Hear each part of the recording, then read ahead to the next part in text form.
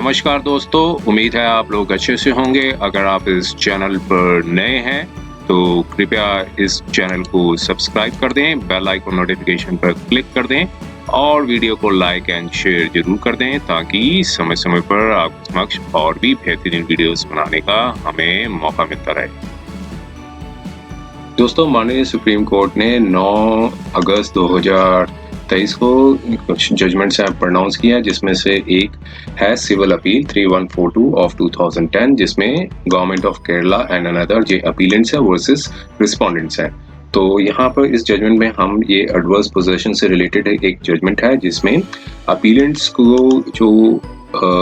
Second appeal जो file किया गया था हाई कोर्ट में, तो उस सेकंड अपील में अपीलेंट्स की जो यहाँ पर जो रिस्पोंडेंट्स हैं उनकी जो पिटीशन अलाउ कर दी थी, अब उससे एग्रीवेट होकर यहाँ पर गवर्नमेंट ऑफ केरला ने आगे अपील फाइल की है। तो इस जजमेंट में हमें देखने को मिलेगा कि यहाँ पर माननीय सुप्रीम कोर्ट ने बताया है कि continuation of the unauthorised possession भी होना एक सफिशिएंट नहीं है, और जो क्लेम करना इंडिपेंडेंट की टाइटल का जो इंडिपेंडेंट क्लेम करना और एडवर्स पोजेशन दोनों कॉन्ट्राडिक्टरी थिंग्स हैं, और बर्डन ऑफ द प्रूफ हमेशा रेस्ट करता है जो पार्टी क्लेम कर रही हो एडवर्स पोजेशन को। और यहाँ पे फिर कई जो इंग्रेडिएंट्स हैं जैसे कि एनिमस पोसेंडी, और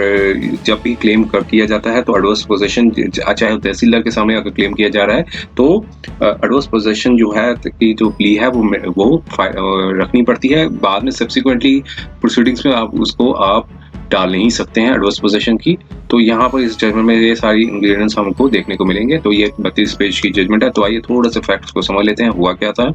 तो देखिए, ये अपील थी जो कि हाई कोर्ट ऑफ केरला के जो जजमेंट है उसको अगेंस्ट में जहाँ सेकंड अपील फाइल की थी, रिस्पोंडेंट्स यहाँ पर हैं जो उनकी जो सेकंड अपील है वो अलाउ करती थी, और जो फर्स्ट अपील थी उसको सेट असाइड कर दिया था। डिस्ट्रिक्ट जज की जो फर्स्ट अपील को ओवरटर्न कर दिया था माननीय हाई कोर्ट द्वारा, और यहाँ पर बता दिया था कि जो लैंड है वो रिस्पोंडेंट्स की जो लैंड है, और जो by the virtue of the adverse possession उनको जो उनके लैंड के हकदार हैं। अब बैकग्राउंड्स क्या थे इस केस के? एक प्रॉपर्टी थी, वो उसका जो एरिया सोएंसो था, एक गांव की प्रॉपर्टी थी जो कि एक गवर्नमेंट लैंड थी और जो कि अनडिस्प्यूटेड है, और जिसमें जो एक पर्सन है जो रिस्पोंडेंट है उनके पास एक्वायर्ड टाइटल था, उनके पास टाइटल था और जो कि उनके पोजेशन में थी, और continue to be enjoyment till 1940। ये रिस्पोंडेंट्स का केस था कि 1940 तक वो सिंस 1940 से लेकर अब तक जो है वो कंटिन्यूस पोजीशन में वो प्रॉपर्टी को एंजॉय कर रहे हैं। तो ये क्लेमेंट्स हैं, रिस्पोंडेंट है वो क्लेमेंट्स है एडवर्स पोजीशन के। और तो फिर इसके बाद जो नोटिस इशू किया गया था क्लेमेंट्स को कि आपने अनऑथराइज्ड ऑक्यूपेशन जो है गवर्नमेंट की जो लैंड को ले रखा है, तो तहसीलदार ने एक नोटिस दिया था कि, और उसके बाद जो रिस्पोंडेंट्स हैं उनकी जो यहाँ पर जो ओरिजिनल ऑक्यूपायर है उनकी डेथ हो गई थी, और असिस्टेंट कलेक्टर ने जो है अपील जो कि अपील भी जो फाइल की गई थी उसको भी खारिज कर दिया था। तो मींस जो ओरिजिनल क्लेमेंट्स थे वो क्लेम कर रहे थे कि हमारी एडवर्स पोजेशन के बेसिस पे ये हम लैंड जो क्लेमेंट्स हैं एडवर्स पोजेशन के, तो उन्होंने क्लेम किया था कि वो कंटिन्यूस पोजेशन पे उन्होंने अपने पास रखी हुई है जमीन, और लेकिन जो आगे फिर तहसीलदार के ऑर्डर के ऊपर फिर उन्होंने असिस्टेंट कलेक्टर के पास भी गए थे, उन्होंने भी जो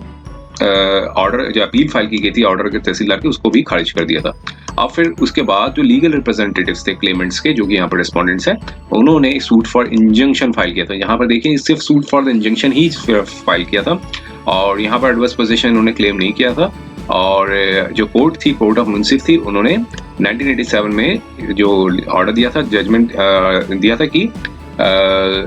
ऑन रिमांड किया था, मीन्स केस को वापस भेजा था, और मींस पहले जो कोर्ट ऑफ मुंसिफ थी उन्होंने सूट को अलाउ कर दिया था, और फिर उसके बाद जो रिमांड फाइल किया, उसके बाद जो अपील फाइल की थी स्टेट ने, और स्टेट ने जो है स्टेट की जो अपील को डिस्ट्रिक्ट कोर्ट ने रिमांड के तौर पे वापस भेज दिया था कि स्टेट ने ये प्ली दी थी कि हमें अपॉर्चुनिटी नहीं दी है कि कोई जो प्रोडक्शन ऑफ द एविडेंस के लिए और क्रॉस एग्जामिनेशन ऑफ विटनेसेस करने का भी मौका नहीं दिया गया, तो इस ग्राउंड्स पे उनको वापस कर दिया था। फिर फर्स्ट अपील फाइल की गई थी। फर्स्ट अपील जो कि फाइल में जो कोर्ट ने ये फ्रेम्स किया था कि क्या प्लेंटिफ जो यहाँ पर रिस्पोंडेंट हैं वो क्या डिक्लेरेशन और इंजंक्शन के आधार पे और क्या उनकी जो डिग्री है वो सस्टेनेबल है कि नहीं है। तो यहाँ पर डिक्लेरेशन भी मांगा और इंजंक्शन भी मांगा गया था। तो फर्स्ट अपील पे जो है इंजंक्शन ने साफ ये बताया था कि जो सेक्शन 20 है केरला लैंड कंजर्वेसी एक्ट था, तो इस ये जो है इंग्रेडिएंट जो क्लियरली हिट कर रहा है, और जो सूट जो फाइल किया गया था वो अगेंस्ट द ऑर्डर पे फाइल किया गया था in the respect of the lands that जो है do not belong to government, और जो और नॉट ए पिरम्बोक लैंड ऐसा है। तो सेक्शन जो है सेम हिट बाय सेक्शन 20, और जो सूट जो है वो फाइल करना चाहिए था with in the period of 1 year जब नोटिस दिया गया था, और जो सूट जो फाइल किया गया था 1983 में फाइल किया गया था, जो कि परमिसिबल लिमिट ऑफ 1 ईयर के बाद में है। और उसके बाद विटनेसेस प्रोड्यूस किए थे प्लेंटिफ ने, और they were the rendering lip service to the plaintiffs, और ये बताया कि टेस्टिमोनीज थी जो age of the trees planted किए गए थे। तो कोई भी कोई इंडिपेंडेंट विटनेस कमीशन भी नहीं आया था कि जो उसे प्रूव कर सके कि एज ऑफ द इम्प्रूवमेंट्स जो है वो के बारे में कुछ एनालाइज कर सके। तो रिपोर्ट जो रिलाई की गई थी प्लेंटिफ द्वारा उसमें इम्प्रूवमेंट्स थे जो कि डिस्प्यूटेड प्रॉपर्टी के, और जो कि 35 साल से पहले के थे, और ये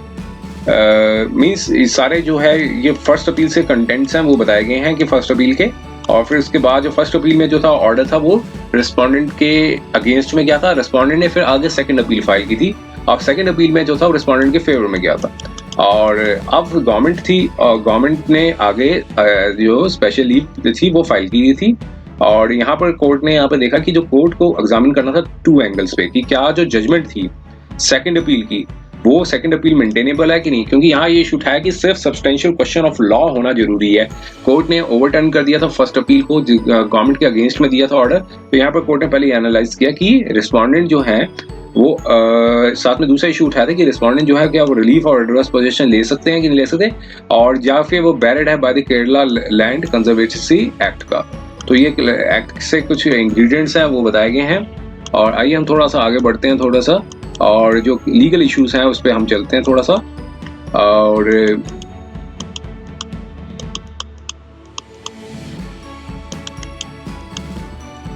अब यहाँ पर कुछ जजमेंट्स थी उस पर रिलाई किया था। कोर्ट ने कहा कि जो सिर्फ पोजेशन लंबे समय तक पोजेशन समय पर होना सफिशिएंट नहीं है, और वो सिर्फ right of the adverse possession का हकदार नहीं है। सिर्फ ये भी हो सकता है कि पोजेशन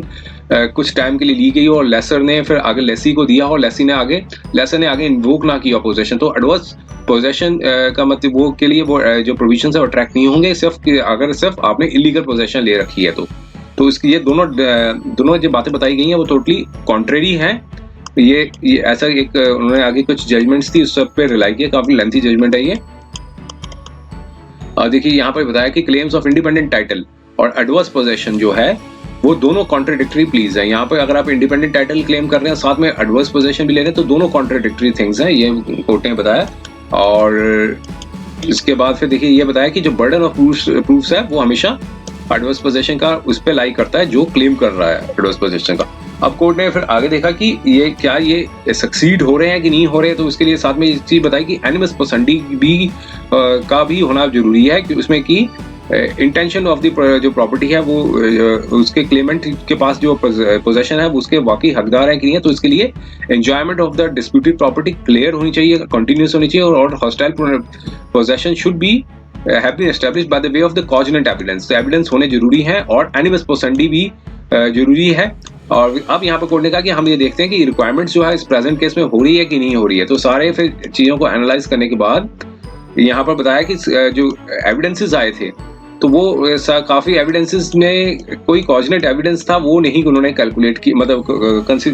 कॉजनेट एविडेंस नहीं प्रोड्यूस किया था। जो विलेजर्स थे सिर्फ टेस्टिमोनीज के दौरान में विलेजर्स ही रिकॉर्ड पे आए थे, और कोई डिसीजिव स्टेटमेंट थी वो नहीं दी थी।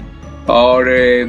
जिसके बेसिस पे एज ऑफ द ट्रीज जो प्लांट किए गए थे उस जमीन पे, और लैंड ऑफ पोजेशन थी, और the length of the possession जो थी वो कैलकुलेट की जा सके। तो इसमें कोई डिसीजिव जो है वो नहीं दे सके। और जो टेस्टिमोनियल्स थे वो बताया कि कंसिस्टेंसी थी वो लैक कर रही थी, और कुछ विटनेस थे उनकी जो एज थी 15 साल की थी, और कुछ की जो उम्र थी वो 18 साल तक की थी। और अब यहाँ पर कोर्ट ने बताया कि जो मैटर ऑफ रिकॉर्ड है कि एक एजेक्टमेंट करना, तो वहां पे जो क्लेमेंट जो एजेक्शन किया गया था, तो एजेक्शन का जो सूट इनिशिएट किया गया था वो कंसर्न तहसीलदार के सामने समक्ष किया गया था, और क्लेमेंट ने वहां पे प्लीड नहीं किया था कि एडवर्स पोजेशन की जो प्ली है वो रेज नहीं की थी वहां पे, और अनऑथराइज्ड ऑक्यूपेशन जो कर रखी थी वो अनडिस्प्यूटेड नहीं है, लेकिन सिर्फ वहां पर ये प्ली ली गई थी कि उन्होंने सर्टेन जो ट्रीज हैं, रबर ट्रीज हैं, वो प्लांट किए हैं और for that is used for rubber tapping के लिए हैं। और इसमें फिर असिस्टेंट कलेक्टर थे, उन्होंने भी जो है अनइक्वेकली स्टेट किया था कि नॉन असाइनमेंट ऑफ लैंड है वो नहीं दी गई है क्लेमेंट को, और non assignment to the land to the claimant, और ये लैंड जो है वो पब्लिक पर्पस के लिए है। और जो ऑर्डर जो पास किया गया था तहसीलदार का, असिस्टेंट कलेक्टर का, वो चैलेंज नहीं किया था क्लेमेंट्स ने, ना ही और जब मैकेनिज्म जो प्रोवाइड किया गया था एक्ट के अंदर, और या फिर किसी कभी सूट में फाइल किया हो जो कि subject matter of the consideration रहा हो। और टेस्टिमोनियल्स थे जो PW1, PW3, PW4 के, वो भी एस्टेब्लिश नहीं कर पाए कि फैक्टम ऑफ द क्लेमेंट कि उन्होंने कभी पोजेशन उन्होंने पोजेशन क्लेम की हो, और hostile to that of the true owner, मतलब स्टेट के अगेंस्ट में वो उन्होंने पोजेशन क्लेम की हो। तो टेस्टिमोनियल्स थे वो सिर्फ ये एस्टैब्लिश कर रहे थे कि जो पोजेशन है वो सिर्फ use for the planting of the trees तक के लिए थी, जो कि वेरिएशन पीरियड था 15 से 40 तक उन्होंने पेड़ उगाए हुए थे। और ओथ में स्पेसिफिक क्वेरी जो PW1 को दी गई थी, वहां पर भी कोई रिकॉर्ड नहीं था जिससे there is no record to establish कि जो पोजेशन है उनके पास 1940 से ऑनवर्ड्स पे है उनके पास।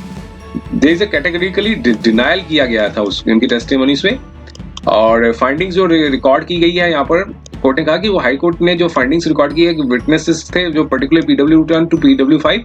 कि क्लेमेंट ने एडवर्स पोजेशन क्लेम के लिए, यहाँ पर कोर्ट ने उनके स्कैन किया उनके एविडेंसेस को, तो यहाँ पाया कि ये हाई कोर्ट की जो ऑब्जर्वेशन है वो एरोनियस है, तो इस ग्राउंड्स पे जो अपील थी वो अलाउ कर दी। तो यहाँ पर इस जजमेंट में हमें कई चीजें देखने को मिली। एक तो पहला देखने को मिला कि जो क्लेम है इंडिपेंडेंट टाइटल का क्लेम करना और एडवर्स पोजेशन जो है वो दोनों कॉन्ट्राडिक्टरी प्लीज हैं, और बर्डन हमेशा जो है वो पर्सन्स के ऊपर रहता है जो क्लेम कर रहे हैं एडवर्स पोजेशन को। और कंटिन्यूएशन ऑफ द अनऑथराइज्ड जो पोजेशन जो है वो सफिशिएंट नहीं होगा, एडवर्स पोजेशन होना जरूरी है, उसके पास टाइटल होना चाहिए कि कौन ऑनर कौन है, तो ऑनर के अगेंस्ट में जो है उनके पास एक वो प्रॉपर जो है केस होना चाहिए, rather than कि अनऑथराइज्ड उनके पास से पोजेशन कर लेने से सफिशिएंट नहीं होता है। और कॉजिनेंट एविडेंस भी होने जरूरी हैं। और जब क्लेम किया गया था एडवर्स, जब तहसीलदार के सामने जब रखा गया था, तब एडवर्स पोजेशन की जो प्ली थी वो रेज नहीं की थी इन्होंने, तो इसमें जो है स्टेट की जो प्ली थी वो उसको अलाउ कर दिया, और ऑर्डर था हाई कोर्ट का उसको सेट असाइड कर दिया। तो ये था वीडियो, शॉर्ट वीडियो। तो ये था वीडियो। उम्मीद है ये वीडियो आपको पसंद आया होगा। अगर ये वीडियो आपको पसंद आया है तो कृपया इस चैनल को सब्सक्राइब कर दें, बेल आइकन नोटिफिकेशन क्लिक कर दें, और वीडियो को लाइक एंड शेयर जरूर कर दें, ताकि समय समय पर आपके समक्ष और भी बेहतरीन वीडियोस बनाने का हमें मौका मिलता रहे। समय देने के लिए बहुत बहुत धन्यवाद।